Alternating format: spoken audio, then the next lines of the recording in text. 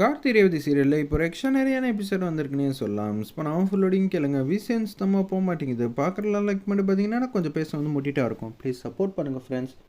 நம்ம கார்த்தி இருக்கார்ல, அவர் வந்து யோசிச்சுட்டே இருக்காங்க.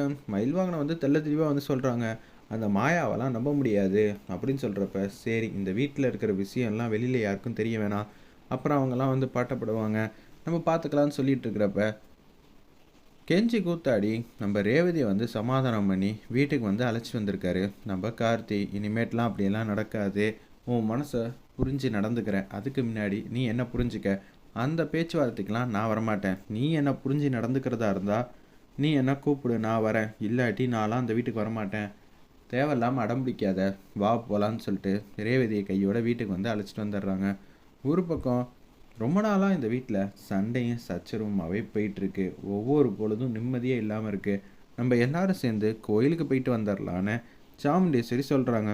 ஆமாம்மா, வெளியில் எல்லாரும் போய் எவ்வளோ நாளாச்சு, எவ்வளோ சந்தோஷமாக இருக்கும் எல்லாரும் போனா அப்படின்னு சொல்லும்போது, ஆமாம் நல்லா தான் இருக்கும். என்னப்பா இந்த நேரம்னு பார்த்து மாயா வேற வெளியில் வந்திருக்கா, நம்ம எல்லாரும் கோயிலுக்கு போனால் நல்லா இருக்குமா, அவளுக்கே நம்ம சந்தர்ப்பம் கொடுக்குற மாதிரி ஆகிடும், அவளோட முழுக்க முழுக்க கவனம் ரேவதியை நல்ல விதமாக பார்த்துக்கணும் தான். அப்படி இருக்கிற சூழ்நிலையில் நம்ம தான்ப்பா ஜாக்கிரதையாக இருக்கணும். தேவையில்லாத விஷயத்த வந்து செய்கிற மாதிரி தெரியுது, அத்தைக்கிட்ட சொல்லி வேணான்னு சொல்லிட்டா என்னன்னு சொல்லுவீங்க, மாயான்னு சொன்னீங்கன்னா. இப்போ தான் அத்தை வந்து என்ன சொன்னாங்க, இவ்வளோ நாளாக ஏதாவது ஒன்று பின்னாடி வந்துக்கிட்டே இருந்துச்சு, இப்போ தான் நிம்மதியாக இருக்குங்கிறாங்க, அந்த நிம்மதியை கெடுக்கணும்னு சொல்கிறீங்களா? அப்போ நான் என்ன சிரமம், சமாளிச்சுக்கலான்னு சொல்ல வரியா? ஆமாம் பார்த்துக்கலாம், நம்ம கவனமாக இருந்தால் எங்கே தப்பு நடக்க போகுது அப்படின்னு சொல்கிறப்ப, பார்த்துக்கப்பா எல்லாரும் ரொம்ப முக்கியம் அப்படின்னு சொல்லி அந்த இடத்துல மயில் வாகனம் சொல்லிவிட்டு அவரும் ரெடி ஆகிற வழியை வந்து பார்க்குறாரு. எல்லோரும் வந்து ரெடி ஆகிட்டு இருக்காங்க. மாயா ஒரு இடத்துல வந்து வெயிட் பண்ணிகிட்டு இருக்காங்க. நீங்கள் எல்லாரும் வெளியில் வந்து வருவீங்கள, அதுக்காக தான் காத்துட்ருக்கேன் அப்படின்னு சொல்கிறப்ப, சாமுண்டேஸ்வரி வீட்டில் ஏகப்பட்ட பூவெலாம் வந்து வாங்குறாங்க. திட்டத்திட்ட வந்து 40 முழம் கிட்ட வந்து வாங்கியிருக்காங்க.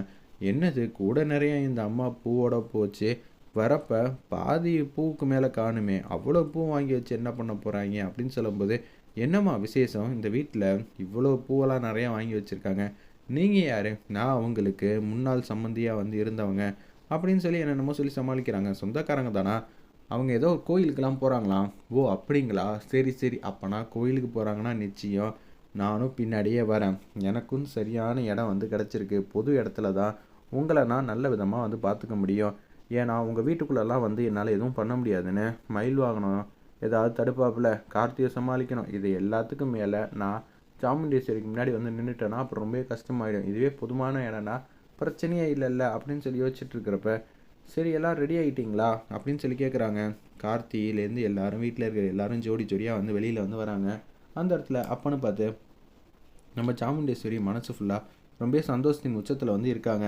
நீங்கள் எல்லாரும் இப்போ ரொம்ப சந்தோஷமாக இருக்கீங்க, இந்த சந்தோஷம் என்றைக்குமே வந்து நிலைக்கணும், அதுதான் நான் கடவுள்கிட்ட நான் வேண்டிக்க போகிறேங்கிற மாதிரி ஹாப்பியாக வந்து பேசிகிட்டு இருக்காங்க. அந்த இடத்துல அப்பன்னு பார்த்து நம்ம மயில் வாகனம் என்னென்னமோ வந்து சொல்கிறோம்.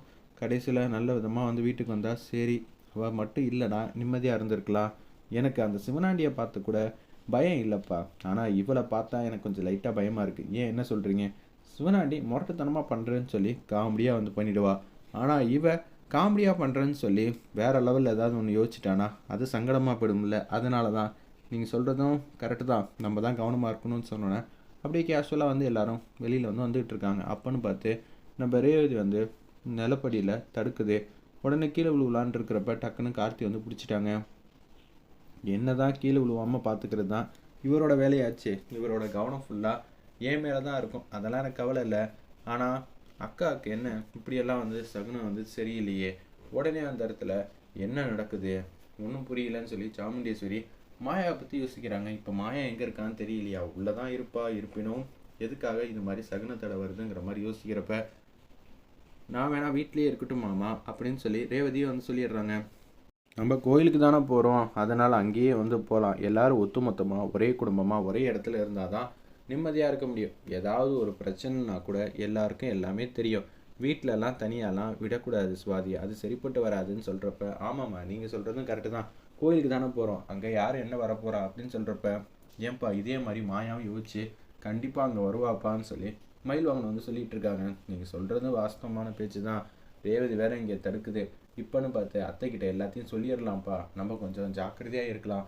மாயா உள்ளே போகிற வரைக்கும் நம்ம வீட்டை விட்டு வெளியில் போக வேணாம். ஏன்னா இது நம்ம இடம். நம்ம இடத்துக்குள்ளே மூணாவது ஒருத்தி வந்தானா தெரிஞ்சிடும். ஆனால் வெளியில் போனால் யார் எங்கே என்ன பண்ணுறான்னு சுத்தமாக நம்ம கண்காணிக்க முடியாது. அது ரொம்ப கஷ்டமாக இருக்கும். அதுக்கு தான் சொல்கிறேங்கிற மாதிரி சொன்னோன்னே, சரிங்க, ஆனால் எல்லாரும் ரொம்ப நாள் கழித்து வெளியில் போகணுன்னு ஆசைப்பட்றாங்க. அதுதான் யோசிக்க வேண்டியதாக இருக்குது. சொல்லி புரிய வச்சுக்கலாம். மாயான்னு ஒரு வார்த்தையை சொல்லிட்டாலே எல்லாரும் உஷாராயிடுவாங்க அப்படின்னு சொல்கிறப்ப, எல்லாரும் வெளியில் போகலாம், எனக்காகலாம் யோசிக்க வேணாம். காரில் ஃபஸ்ட்டு ஆளாக சுவாதி, ரேவதி, ரோகிணி எல்லாரும் கேஷுவலாக காரில் உட்காடுறாங்க. எல்லாரும் உட்காந்துட்டாங்க. இன்றைக்கி நம்ம கோயிலுக்கு போகிறோன்னு அவளுக்கு எப்படி தெரியும்? அதெல்லாம் தெரிய வாய்ப்பில்லை. சரி என்னமோ சொல்கிறப்பான்னு சொல்லிட்டு அப்படியே கேஷுவலாக எல்லாரும் கோயிலுக்கு கிளம்புறாங்க. கோயிலுக்கு கிளம்பிட்டிங்களா? நான் அவங்கள தேடி வரேன்னு சொல்லிட்டு ஒரு ஆட்டோ பிடிக்கிறாங்க. சாமுண்டி எஸ்டேட்டோட சொந்தக்காரங்க தான் நான். நீங்கள் என்ன பண்ணுறீங்கன்னா அந்த காரை ஃபாலோ பண்ணுங்கள் அப்படின்னு சொல்கிறாங்க. அந்த இடத்துல, ஏம்மா அந்த கார்லேயே நீங்கள் போய்க்கிறீங்களா அப்படின்னு சொல்லி காரை சைடு அடித்து நிப்பாட்டுட்டா. அதெல்லாம் ஒன்றும் வேணாம், காருக்கு பின்னாடியே போங்க.